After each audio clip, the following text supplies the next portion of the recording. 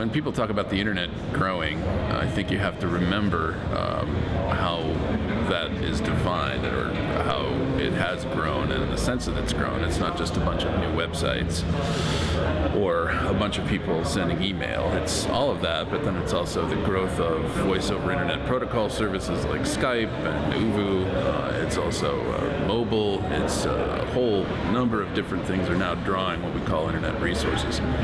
And that's good. Growth is good, but the more things grow, the more opportunities there are for bad actors to take advantage of holes in the system. And I think it's been relatively well established that there are holes in the DNS structure, or there are ways that sophisticated cyber criminals can play the DNS structure through things like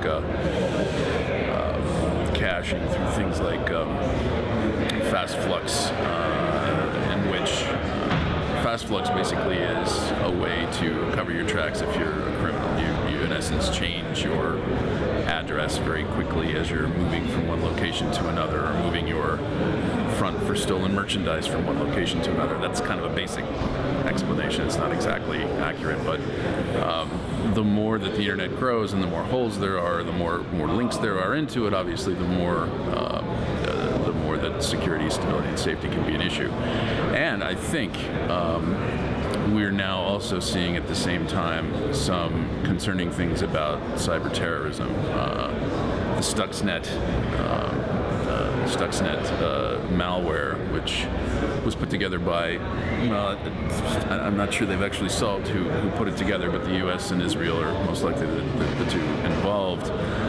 That was a piece of malware that actually was very specifically targeted to attack machinery in Iran's nuclear program, that very specifically threw the machines out of whack and shut down the system. And that's a very sophisticated piece of work to attack someone with. There have been other examples of China, spying on people in this country for industrial reasons, for industrial espionage reasons.